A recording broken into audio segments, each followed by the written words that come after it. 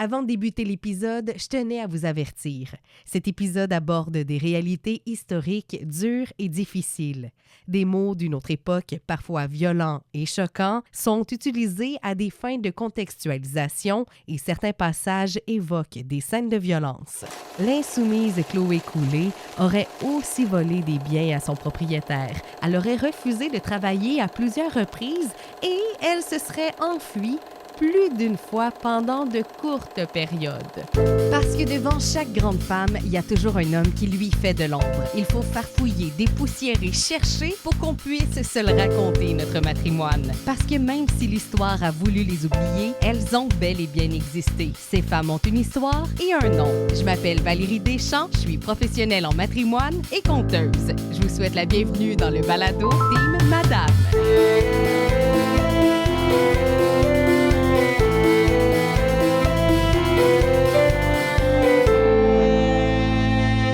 Dans le dernier épisode, soit la première partie sur les résistantes noires, on a jasé de la Nouvelle-France.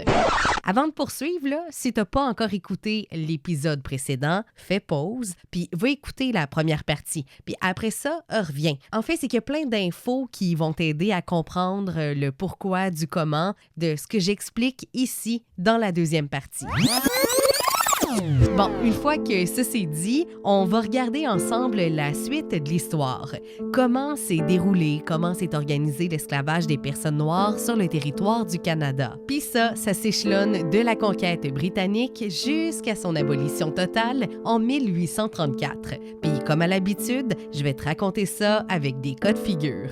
Des teams madame mises en esclavage qui ont résisté, qui se sont battues et qui, sans le savoir au moment de le faire, ont fait bouger et changer les choses. Place à notre matrimoine avec les histoires de résistantes noires de Chloé Coulé et Charlotte Trim. En ce qui concerne ce qu'on appelle la grande histoire, on s'est laissé avec le traité de capitulation du 8 septembre 1760. Là, tu le sais, ce qui vient après la Nouvelle-France, c'est la présence des Britanniques, des Anglais sur le territoire. Après la conquête, l'esclavage prend un nouvel essor au Canada. Puis je dis essor là, parce que sous le régime français, on comptait 4 fois plus de personnes autochtones réduites en esclavage que de personnes noires. Dans les années qui suivent, c'est l'inverse qui se produit. Le nombre d'esclaves noirs triple. Le traité de capitulation de Montréal en 1760 marque la transition d'un pouvoir colonial à un autre et, avec lui, une plus grande institutionnalisation juridique de l'esclavage dans ce qui deviendra le Bas-Canada. Faut se rappeler que dans les années 1770, il s'est passé de quoi au sud de notre frontière, hein? Cette petite patente-là, c'est ce qu'on a appelé la guerre d'indépendance américaine. La finalité, on la connaît. Les Britanniques se font botter les fesses, en dehors des 13 colonies, et ceux qu'on a appelés les loyalistes, les loyaux de la couronne d'Angleterre, ceux qui se sont battus aussi aux côtés de son armée, vont se diriger vers le nord dans la nouvelle colonie britannique. Les loyalistes qui arrivent ici peuvent être blancs comme noirs, parce que oui, après leur affranchissement, certaines personnes noires obtiennent une autonomie relative et accèdent à des formes de subsistance plus stables. À la suite de la guerre d'indépendance américaine, ces Noirs loyalistes reçoivent des terres, en particulier dans l'Ontario aujourd'hui. On disait que c'était en reconnaissance de leur loyauté envers la couronne britannique et de leur engagement militaire dans les régiments loyalistes. Ces personnes noires-là n'ont pas été des personnes esclavagisées ici au Canada, bien que certains aient été auparavant réduits en esclavage à l'intérieur même des 13 colonies. Avec la politique du Settle in American Colonies Act de 1790, on les a encouragés à migrer vers le nord en leur promettant justement ces terres dont je vous parlais un peu plus tôt, puis on les autorisait aussi à amener, entre guillemets, leurs esclaves. Et pour une nouvelle fois, je réitère ici mon dégoût dans la manière de dire les choses. C'est comme ça que plus de 2000 personnes noires esclavagisées sont arrivées dans ce qu'on appelle l'Amérique du Nord britannique. Ils se sont installés dans les Maritimes, dans le Haut-Canada et au Bas-Canada. Démographiquement, cette période marque l'apogée de la présence des personnes noires réduites en esclavage au Canada. Contrairement au régime français où, on se le rappelle, l'esclavage était toléré mais peu formalisé. Le régime britannique, de son côté, offre aux propriétaires de personnes esclavagisées une reconnaissance juridique plus grande et des moyens légaux pour faire valoir leurs droits sur les personnes asservies. Autrement dit, cette reconnaissance juridique se traduisait notamment en matière de possession et de poursuites judiciaires en cas de fuite. Rebonjour, Bénédicte Guyaguin-Launière, notre sociologue et historienne qui sera là pour jouer encore une fois le rôle du trombone de Val. Comme on s'en est parlé dans le premier épisode, le système esclavagiste du Canada, c'est pas pantoute le même qu'aux États-Unis ou dans les Antilles. Au Canada, l'économie repose pas sur l'esclavage, mais ça y contribue big time. Puis pas juste à l'économie, à la construction du pays tout entier. Dans son ouvrage « L'esclavage et les Noirs à Montréal, 1760-1840 », l'historien, au nom que je ne peux mentionner parce qu'aucun nom d'homme ne sera nommé, mentionne qu'avoir un esclave, c'est un investissement en capital, un bien que l'on achète comme on le fait pour de l'équipement ou de la machinerie, pour le mettre à l'œuvre dans son métier ou profession ou pour participer aux tâches domestiques. Selon l'historienne Dominique Deslandres, se procurer un ou des esclaves, c'était en quelque sorte la meilleure façon pour un colon de s'enrichir. Un fait qu'elle amène qui m'a un peu surprise parce que c'est clairement pas ce qu'on nous apprend, c'est que c'est pas parce qu'on est riche qu'on a des esclaves, mais plutôt parce qu'on a des esclaves qu'on est riche. Et ce qui est loin d'être faux quand on y pense. Pour être honnête, je pensais que c'était plutôt comme un standing d'avoir un esclave, genre qu'être riche, ça te permettait d'en avoir, puis que c'est pour ça que t'en avais. Ce qui est pas faux non plus, je pense. Mais le changement de perspective m'amène à dire encore plus qu'avant que les personnes réduites en esclavage devraient être au cœur de l'histoire puis de la construction du Québec comme du Canada, qu'on devrait en parler bien plus que ça. Mais en même temps, ce serait pas trop difficile, c'est pas comme si on en parlait vraiment. Selon moi, on devrait raconter cette histoire-là au même titre qu'on raconte l'histoire des grands personnages qui sont au cœur des récits nationaux.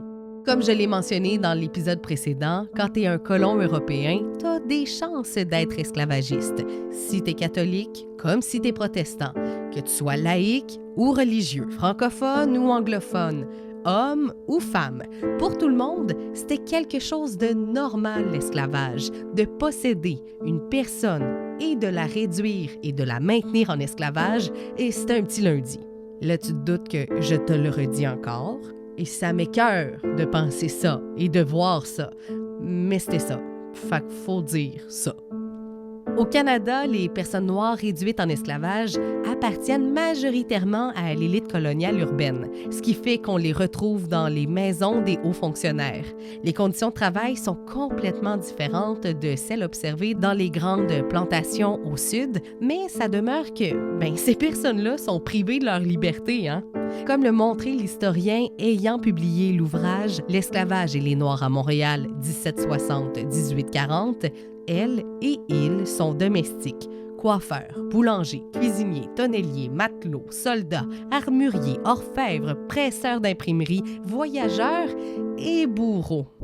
Certaines archives notariées démontrent que ces propriétaires ont même investi dans la formation professionnelle de leurs dits esclaves en leur apprenant un métier. Ces formations visaient en gros à accroître leur valeur économique, mais aussi à les rendre, utiles dans un marché urbain plus diversifié. La variété des métiers exercés reflète également une certaine souplesse dans l'organisation du travail, tout en demeurant dans le cadre rigide et inégalitaire de la servitude.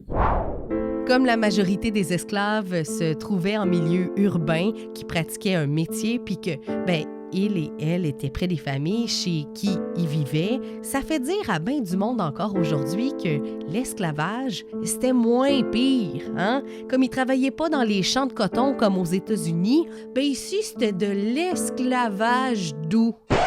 Oui, toi, de l'esclavage doux. Je comprends comme pas encore comment tu peux considérer l'esclavage comme quelque chose de doux, mettons.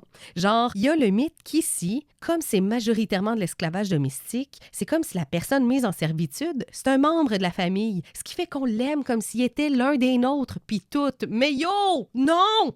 C'est pas parce que ça a existé que ça fait que l'esclavage est doux pour autant, là. Voyons donc! Ce mythe-là décolle tellement pas là, qu'il fait presque oublier toute la violence ordinaire de l'esclavage. Il n'y a rien de doux à mettre et à tenir des gens dans une position de servitude. Absolument rien!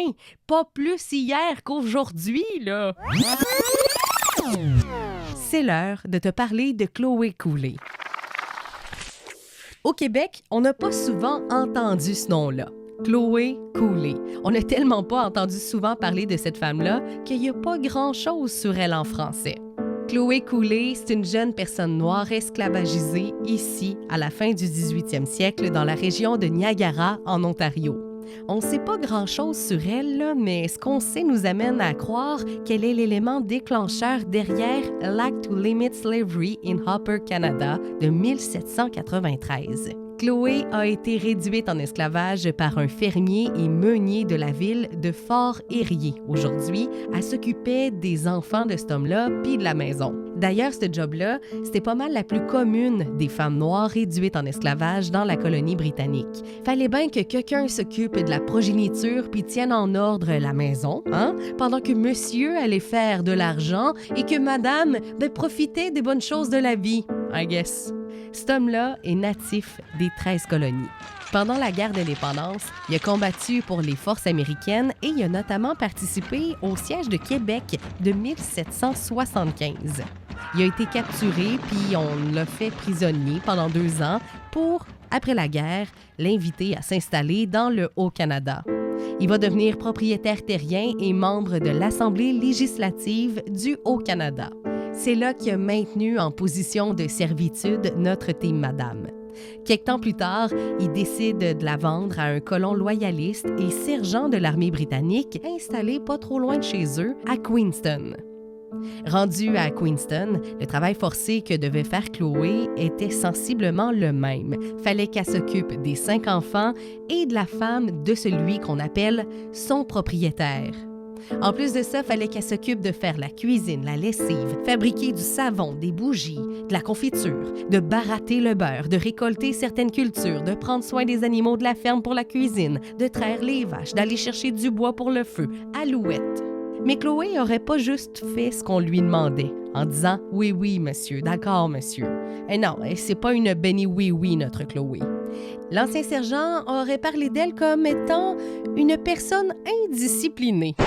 On se rappelle ici que c'est dans le regard d'un esclavagiste. Fait que moi, je préfère dire qu'elle était insoumise. L'insoumise Chloé Cooley aurait aussi volé des biens à son propriétaire. Elle aurait refusé de travailler à plusieurs reprises et elle se serait enfuie plus d'une fois pendant de courtes périodes. You go, girl! Au début de l'année 1793, il y a des rumeurs d'émancipation qui se promènent partout dans la colonie. Puis, c'est pas juste les esclavagistes là, qui en entendent parler, assurément que non. Les personnes maintenues en esclavage aussi. Ce qui fait que les propriétaires ont peur de perdre leur investissement, leur propriété. Ces rumeurs-là pourraient, et ont sans doute, donné des idées de fuite aux personnes esclavagisées. Le propriétaire de Chloé organise sa vente de l'autre côté du Niagara. Puis de l'autre côté, ce qui s'y trouve, c'est les États-Unis. C'est la place où l'esclavage est plus que quelque chose de commun, où l'économie est basée sur ça, où l'abolition va venir seulement en 1865. Ouais, ce foutoir-là. Ce qui fait que le 14 mars 1793, c'est le jour J. Pour s'assurer que tout se passe comme il veut, l'homme en question va utiliser une grande violence pour transférer Chloé de l'autre côté de la rivière. Il va la battre. Elle résiste. Il va y aller encore plus fort, va l'attacher avec une corde avec l'aide de 2 autres hommes. Les 3 vont la prendre puis l'embarquer de force dans une petite barque pour traverser la rivière. Elle va crier, elle va hurler de toutes ses forces. Chloé se laisse pas faire. Pas question de se laisser faire. Des Blancs, des Noirs voient ce qui se passe, mais personne n'intervient. Mais tout le monde sait. Tout le monde a vu. Tout le monde a entendu. Ce qui s'est passé a été signalé au lieutenant-gouverneur et aux autres membres du conseil exécutif par un loyaliste noir et un ouvrier blanc employé du dit propriétaire. Comme ça a choqué du monde dans le coin, entendre crier aussi fort, voyons donc, le conseil a décidé de tenter de prévenir un nouvel événement du genre. Il ne voulait pas que ça réarrive. Ce qui fait que le procureur général a poursuivi le sergent propriétaire pour avoir troublé la paix. Mais comme techniquement, selon la loi, il n'a rien fait de criminel, les charges ont juste tombé. Mais un projet de loi pour abolir l'esclavage dans le Haut-Canada a été présenté à la suite de tout ça. S'en est suivi une forte opposition. Tu m'étonnes. Ils devaient tous posséder 1 ou 2 esclaves. Ouais, c'est en plein ça. On va pas finalement abolir l'esclavage, mais on va le limiter. Ce qui fait que le 9 juillet, l'Assemblée va adopter une loi qui vise à empêcher l'importation de nouvelles personnes esclavagisées et va limiter la durée des contrats de servitude dans la province. Par contre, comme je vous l'ai dit, aucune abolition, aucun affranchissement. Ça confirmait et autorisait même l'asservissement à vie des personnes déjà maintenues en esclavage. Aussi, c'est pas parce que tu peux plus importer que tu peux pas vendre et acheter à l'intérieur de la colonie. Mais à la suite de la résistance de Chloé Cooley, le projet de loi jetait les bases d'une disparition progressive de l'institution de l'esclavage. Les enfants des mères esclavagisées seraient, par exemple, affranchis à l'âge de 25 ans. Le Haut-Canada devient ainsi la première juridiction de l'Empire britannique à poser un geste législatif en faveur de l'abolition. La province est donc perçue comme un lieu de refuge pour les personnes noires en quête de liberté en provenance des États américains. À la fin du 18e siècle, des migrations de fugitifs et de fugitives noirs vers le Canada débutent. Ces hommes, ces femmes, ces enfants échappent à la servitude et empruntent ce qu'on appellera plus tard, tu le connais celui-là, le chemin de fer clandestin.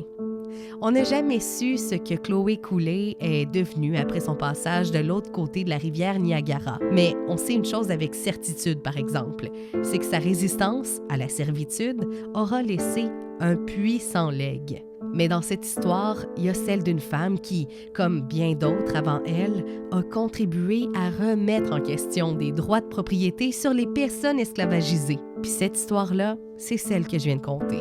C'est celle de Chloé Cooley. Avant d'en arriver à l'abolition de l'esclavage, il y a tout plein d'événements qui se succèdent. Ça s'inscrit aussi dans un contexte beaucoup plus large. Je vais essayer de te rapper ça relativement rapidement, mais comme on n'en parle pas à l'école, je pense que c'est essentiel qu'on s'en jase ici pendant un petit bout. T'es prête? On repart!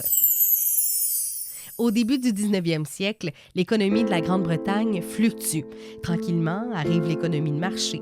La concurrence est forte dans le domaine de la production du sucre notamment. La colonie esclavagiste des Caraïbes n'arrive plus à concurrencer d'autres producteurs de sucre comme Cuba ou bien le Brésil, ce qui fait que les marchands britanniques demandent la fin du monopole de la colonie. Ça fait des années et des années aussi que bon nombre de personnes s'opposent à l'esclavagisme, à la traite de personnes réduites en esclavage. Par exemple, en 1833, il y a une pétition qui a permis d'amasser 1,3 million de signataires contre l'esclavage. Puis ça, c'est sans les réseaux sociaux puis tous les réseaux de communication qu'on a aujourd'hui, là. C'est assez impressionnant.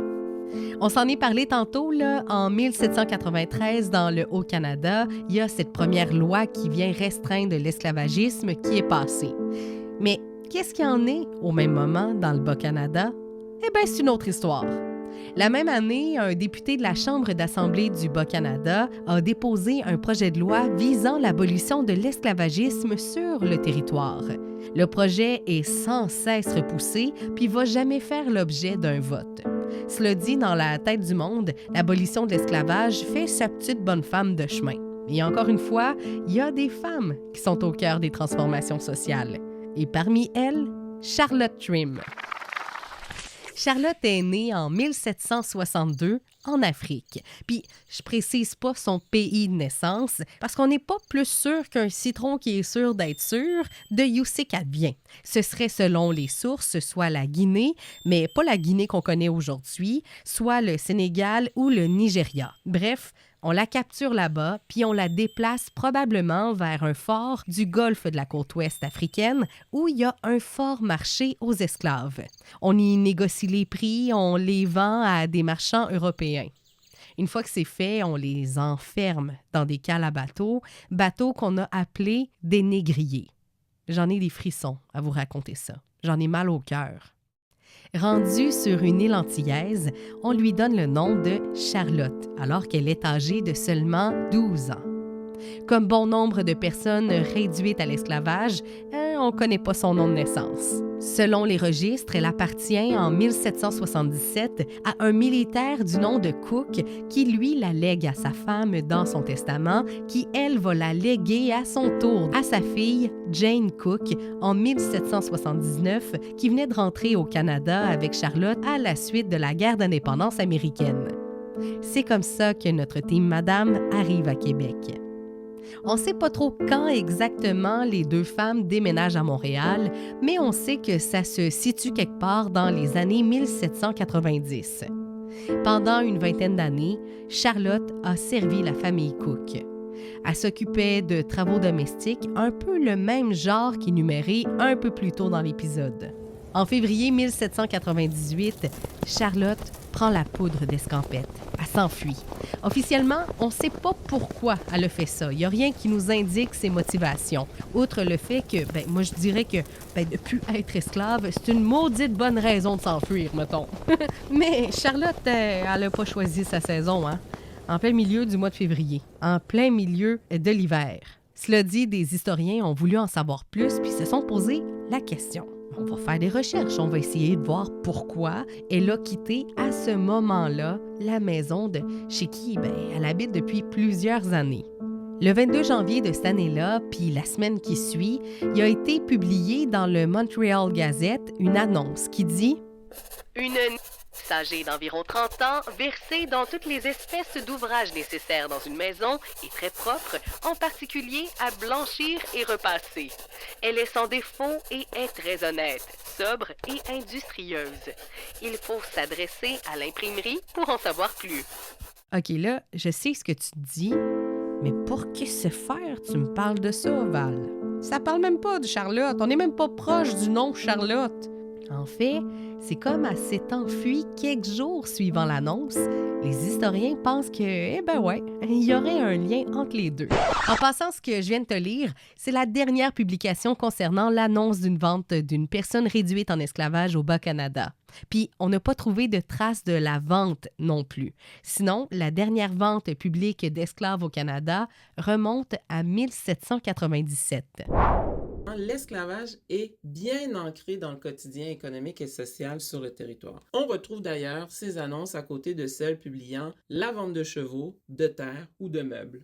Cette annonce-là pourrait être l'élément déclencheur du départ, de la fuite de Charlotte. Comme si elle avait vécu ça comme une trahison. Parce que, tu sais, ça fait des années là, qu'elle est avec cette famille-là. Assurément qu'il y a des liens qui se créent au cours des années. Il y a comme un sentiment de confiance. Il y a une relation qui se bâtit, même si il y a une position d'esclave et de maître. Mais tu sais, comme le veut la tradition, le fait de posséder quelqu'un, c'est que tu peux revendre ce quelqu'un-là quand tu veux, quand ça te chante. Hein? Je comprends clairement Charlotte, de 1, s'être sentie trahie, de 2, d'avoir peur de chez qui elle pourrait se retrouver. Je te le répète, il n'y a rien de doux dans l'esclavage. Rien. En plus de ces informations-là, on a découvert qu'elle connaissait un ancien esclave affranchi 5 ans plus tôt qui aurait pu lui offrir son aide. Il y a déjà une maison pis toute. Ça veut dire qu'il y a une place où il fait plus chaud que dans un banc de neige. On va se le dire, en plein mois de février, c'est un pas pire besoin essentiel au Québec. Rapidement, Charlotte est retrouvée par les autorités. On l'arrête, puis Comme elle refuse de retourner chez Jane, on l'emprisonne, puis elle devra passer devant le juge du banc du roi de Montréal.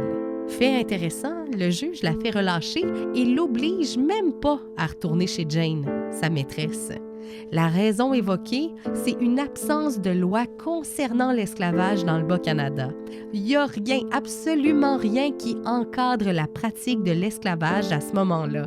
Donc, on ne peut pas l'obliger à y retourner là, selon les lois. Si tu mélanges ça à une mouvance anti-esclavagisme dans la colonie, le juge lui-même, qui est maintenant beaucoup plus de cette école-là, ça lui donne assurément plus le goût d'être du côté de Charlotte Trim, mettons. Quand ça se sait, d'autres personnes maintenues et réduites en esclavage décident de faire comme elle. Parmi ces personnes, Judith Manuel Allen, Lydia et Jane. C'est comme si sa fuite avait donné une bonne dose de courage à d'autres. D'ailleurs, Judith sera aussi libérée à son tour le 8 mars 1798. À la fin du 18e siècle, les esclavagistes de Montréal ont peur d'une révolte. Tout ça pousse alors des députés du Bas-Canada à déposer en 1799 un projet de loi encadrant la pratique de l'esclavage. Ce projet de loi-là est porté par un homme qui a réussi à accumuler une fortune grâce au système seigneurial. En 1792, il venait justement d'acheter une personne esclavagisée. Cet homme-là, vous connaissez surtout son fils. Son fils, c'est le célèbre patriote qui sera à la tête des rébellions de 1837 et 1838. Ouais, cet homme-là, c'est Papa Papineau. En passant, là, son fils sera contre l'esclavage pratiqué aux États-Unis au 19e siècle pour plusieurs raisons, mais on verra si on s'en reparle un de ces quatre. Papineau fils a bien des défauts, là, mais pas celui d'être contre l'abolition. Les arguments du clan qui propose une loi encadrant l'esclavage se basent justement sur ce que je t'ai raconté dans l'épisode 1, que l'esclavage existe ici depuis belle lurette. Puis il y a plein d'autres messieurs là, qui appuient Papa Papineau. Ils font des requêtes pis tout, mais ça va pas plus loin que ça. Le projet de loi est constamment repoussé puis disparaît 4 ans plus tard malgré une dernière offensive en 1803. Projet qui a fait patate. Jamais le Bas-Canada aura légiféré sur la question. Le 25 mars 1807, l'esclavage devient illégal en Grande-Bretagne et dans ses colonies. En fait, je dis l'esclavage, mais c'est pas son entièreté tout de suite qui est abolie. On raconte que les choses se sont faites progressivement. On commence par interdire la vente et l'achat d'êtres humains, maudite bonne affaire, mais c'est en 1833 que le projet de loi est voté officiellement. C'est le 1er août 1834 qu'officiellement la loi entre en vigueur. À partir de maintenant, il est et sera illégal de détenir et d'exploiter d'autres êtres humains. Ce soir-là, c'est fête au village. Sur toutes les colonies britanniques, ce sont 800 000 esclaves qui seront libérés. Comme ça, d'un coup. Comme le mentionnera un des premiers militants noirs du Québec le 18 août 1834, America will then stand alone, the champion of those principles which will receive the curse, the contempt, and the detestation of the civilized world. For slavery and the trade in human blood are violations of the laws of God and the rights of men. The true land of the brave and the home of the free. L'Amérique se dressera alors seule, championne de ces principes qui lui vaudront la malédiction, le mépris et la haine du monde civilisé. Car l'esclavage et la traite des humains sont des violations de la loi divine et des droits de l'homme. Ici, c'est la véritable terre des braves et le foyer de la liberté. Mais là, croyez pas que tout est réglé avec cette loi-là. Ben non, le racisme demeure présent partout. À l'époque et encore aujourd'hui. L'héritage de l'esclavage au Canada se voit dans les pratiques de travail secondaire imposées aux personnes noires, qu'elles soient libres ou affranchies. Leur affectation systématique à des rôles de service dans l'agriculture, la domesticité, la construction navale ou bien l'entretien montre à quel point les inégalités raciales sont encore bien présentes et ce, au-delà du cadre légal de l'esclavage. Puis ça, c'est aussi le fond du problème. Cela dit, comme l'a mentionné l'historienne Dominique Delandre, l'histoire des femmes a permis de révéler l'ampleur de l'esclavage en Nouvelle-France et j'ose même extrapoler en parlant de la fin du 18e siècle et du début du 19e. Les femmes sont partout. Elles interviennent devant la justice comme demanderesses, victimes, témoins et accusés, puis c'est ça qui nous donne aussi là, de bonnes informations. Puis, comme je viens de vous le raconter, elles sont aussi derrière les éléments déclencheurs pour les changements de mentalité. On a souvent parlé des messieurs militants, des messieurs législateurs, des messieurs esclaves qui se sont enfuis, mais les madames sont au cœur de bien des affaires. Leur résistance a marqué les esprits de l'époque et d'aujourd'hui. On a juste voulu les garder dans l'ombre. C'est bien juste des madames esclavagisées, après tout. Raconter leur histoire, c'est aussi un devoir, notre devoir de conscience. L'esclavage des personnes noires fait partie de notre histoire, qu'on le veuille ou non, de la grande histoire comme de la petite. C'est important qu'on l'oublie pas, puis qu'on se raconte aussi cette partie-là de l'histoire, parce que l'histoire du Québec, l'histoire du Canada, c'est pas fait seulement avec l'apport de grandes personnalités politiques ou militaires blanches, hein? Non, pas en tout. C'est aussi fait avec l'apport de ces hommes et de ces femmes qu'on a réduits et maintenus en esclavage. Et aussi, bien évidemment, avec la résistance et la révolte de ces femmes. Aujourd'hui, je crois qu'il est temps qu'on les élève, enfin, au pan d'actrices historiques.